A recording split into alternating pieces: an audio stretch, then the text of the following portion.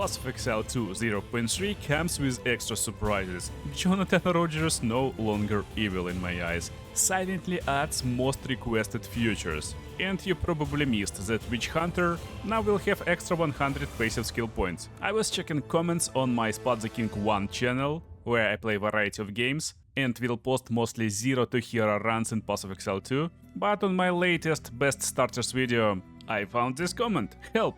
New patch notes have Witch Hunter granting 100 weapon passive instead of 20, but I have no one else to talk about this with lol. Oh my god, it's crazy. I thought he was joking, but he's not. We will discuss how crazily it will affect Witch Hunter, but first of all, extra changes that already arrived. One of the most requested features was of course trading in a game. While website working pretty normally, I and a lot of other players don't want to interact with third-party tools and websites actually. I just want to have ability to press a button in the game and have everything that I can buy in the game. It's the best experience for guys who are not trading for half of their gaming time. And this feature is out already. I heard they will bring price checker in the game, so that's also big.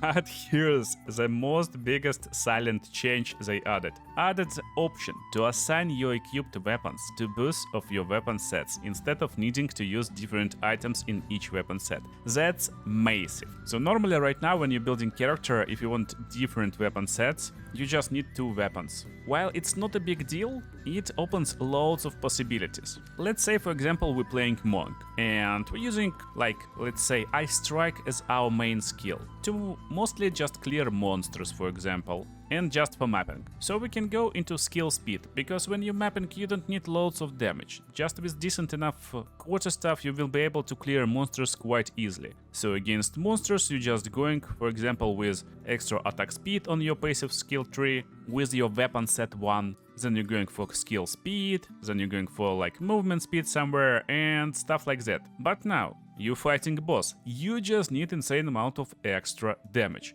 Then you switch your second weapon set into pure critical strike, and you can do it with 2 quarterstaffs. Previously you was forced to actually have 2 quarterstaffs, but it's really hard to get 2 good ones. Another option is of course having different skills scale differently. For example, you want to increase damage with hits against frozen enemies and increase freeze build up, but you don't want this increase damage, more maximum lightning damage with Ice Strike. Therefore you can assign this lightning damage to your lightning skills and ice damage to your ice skills. You can even play meta trigger skills. For example, trigger spell damage will be gaining faster, you will have more energy, you will deal more damage with these skills. There's more nodes, probably there will be new coming. So you may have really nice and powerful trigger spells on the same quarterstaff as you're using, while you're assigning some extra ice nodes, critical strike nodes and stuff like that for mapping and for having fun. You may have different setups for different pinnacle bosses, different content, and that's just amazing. This ability can be enabled by right-clicking the weapon set icon on keyboard or mouse, or holding Y or triangle with the weapon highlighted on controller. We will see how it will work, but it sounds great. Now let's take a look at other changes what we will get. First of all, of course, they continue to improve sound, art, effects and environments. Well, that's great. How could they forget? Also, some player changes coming in, and this changes is basically today. Yeah, it's super fresh. Ground effects captured by whirlwinds now only lasts for 4 seconds before whirlwind reverts to its normal state. Technically, it won't affect loads of stuff. It only affects builds that tried to use whirlwind, not as combo ability, but as only solo ability. So fire whirlwind's farming is off right now. Basically, nuked. This build is nuked. Okay, Witch Hunter. The weapon master notable passive skill now grants 100 passive skill points. Previously only 20.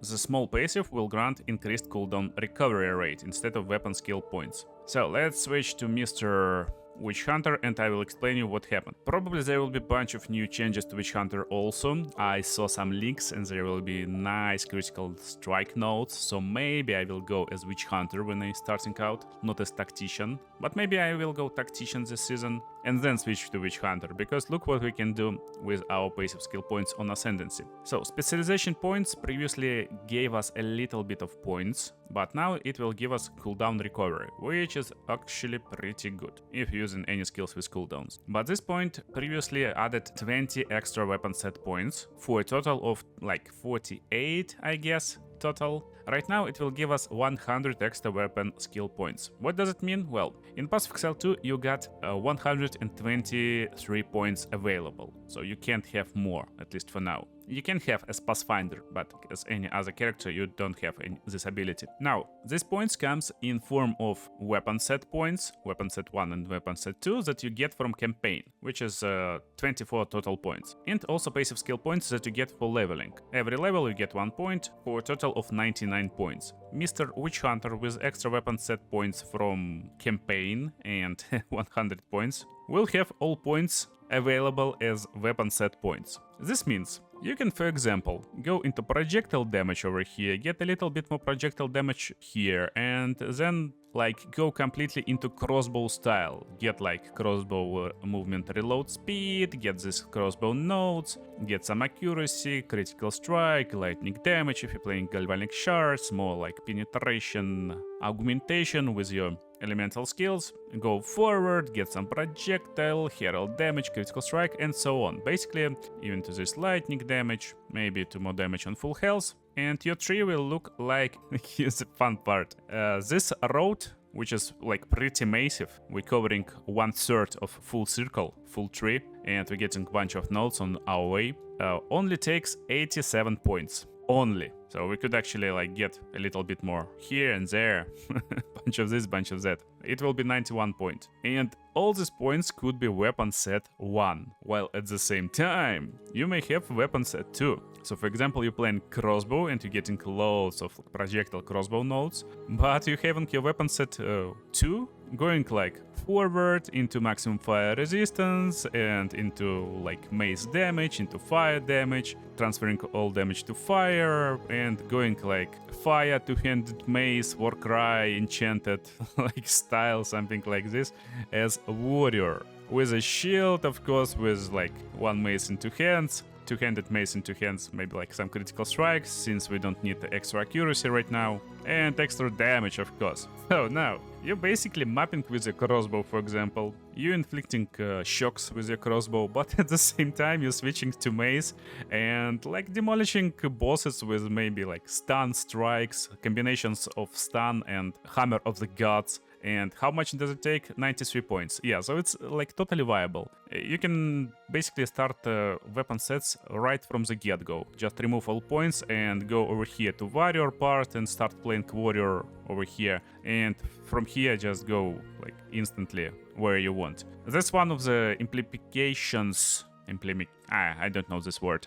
Anyway, you got what I mean. Most importantly, it doesn't take like a lot of investment to get into like different parts of passive skill tree. So for example, if you want to go into like monk territory, it will cost you around 19 points. So 19 points to go into monk, or over here into druid part. There's no druid right now, so let's talk about monk. So you may go into monk part, and from monk you can actually add some weapon sets into bow. So you may have like corrosion, armor breaking bow. You will go into poison with weapon set number 2, and you will just inflict bunch of poison arrows, destroy enemy armor, and play physical damage monk. Yeah, physical damage monk is a thing actually if you manage to destroy enemy armor. And what is better way to destroy enemy armor if not the bow? So you may play bow, you may play actually elemental monk. So for example, you using bow to apply like powerful shock, so you're going into projectile damage, into like shock magnitude, it's like over here, maybe electrocute, and then you're using monk to just destroy, freeze enemy, so you may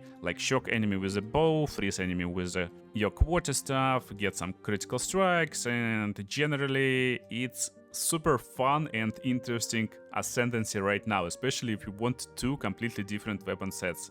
That's crazy. You can even play like monk mage. It's super easy. Again, it's like 20 points to get over here. That's just insane, in my opinion. It's super insanely fun and crazy how much variety you may have with this ascendancy. and it's interesting to try. Then we got unique item changes. Ice Stomp unique body armor now grants gain cold thorns equal to 18% of your maximum mana instead of freeze. So dealing cold damage. Wow, so it's not freezing enemies, it's actually dealing ice cold thorns damage. I don't know, but Jonathan Rogers definitely like Kalturok. I like his thorns builds. I actually want to play thorns myself, but then I see like, oh, this guy doing it better, so like, let me just play mercenary. Okay, so we get item changes at the same time. Now crackling, arcing.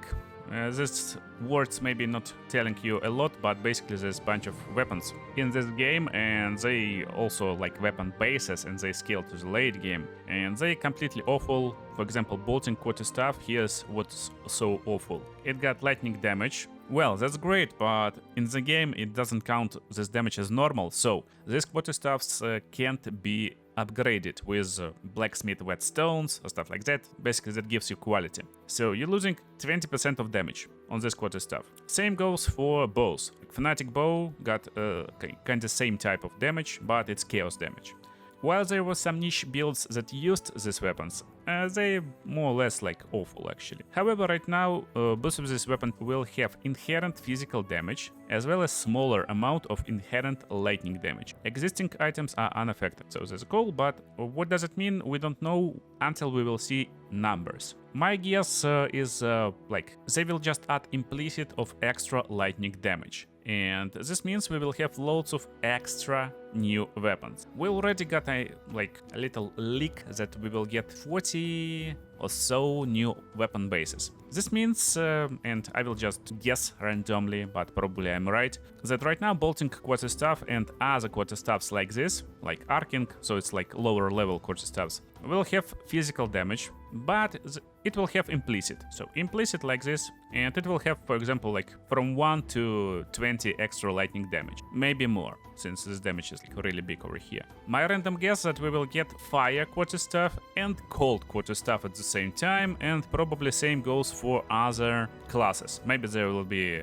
lightning bow, maybe cold bow, fire bow, who knows, we will see. But that's a great change. Now this weapon is not garbage that you throw away. User interface changes. So one of them, which is like biggest one, that you can assign different weapon sets with one weapon, but also this new aiming mod. So I'm playing this game on controller on PC. I just enjoy feeling of it. For those of you who playing on mouse keyboard, I guess majority who's watching videos probably, just tell me what does it mean. I don't know. Just tell me in the comments, I want to know. There's new input option that allows you to pick between cursor targeting and ground targeting. When using mouse and keyboard, cursor targeting will cause skills that travel directly forward, such as most projectiles and strikes, to pass directly through your cursor position. Ground targeting, in example before 0.3 targeting behavior, causes the skills to pass over the ground location targeted by the cursor. Skills that directly target the ground will do so at your cursor location regardless of the setting. Probably some like quality of life and better feeling of the game stuff. Maybe not a big deal, but maybe it's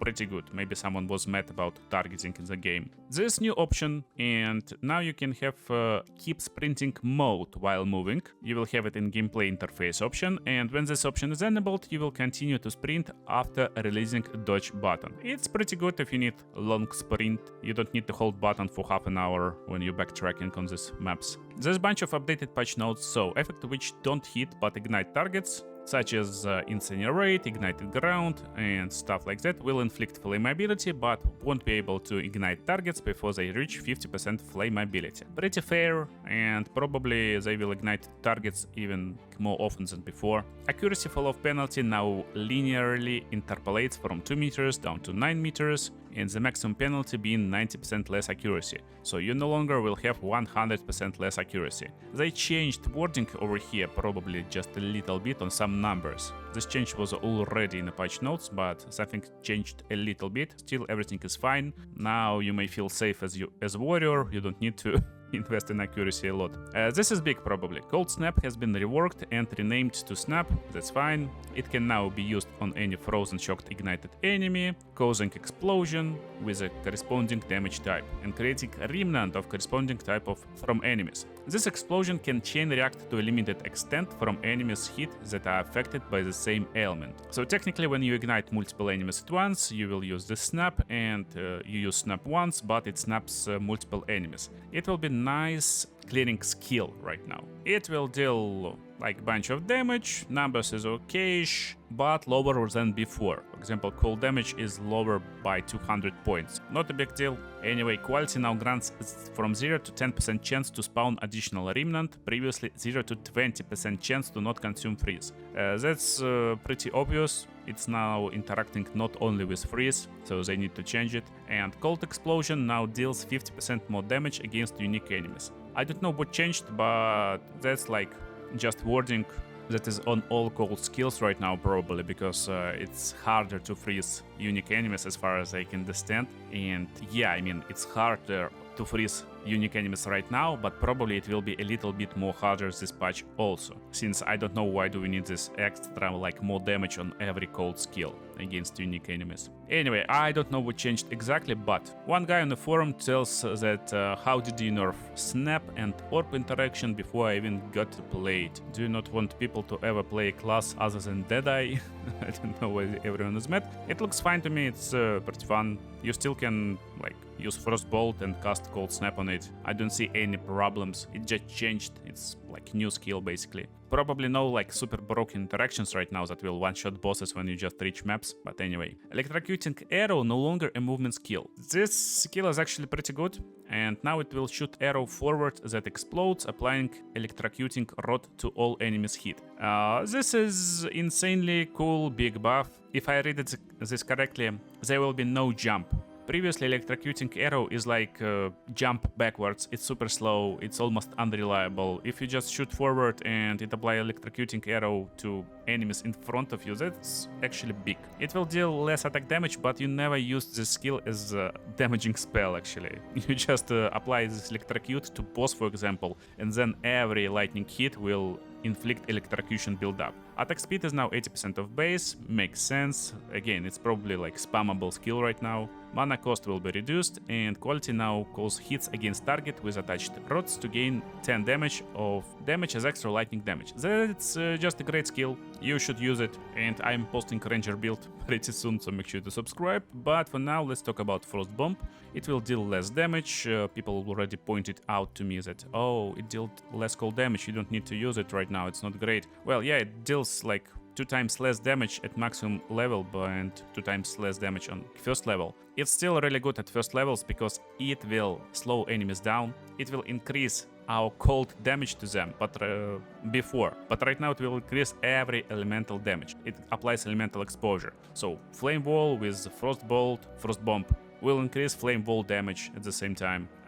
It now have larger cooldown, so that's like a bad stuff, but it will have now higher detonation time, and you may think it's bad, but no, it's not that bad. It will chill enemy as though dealing 300 more damage.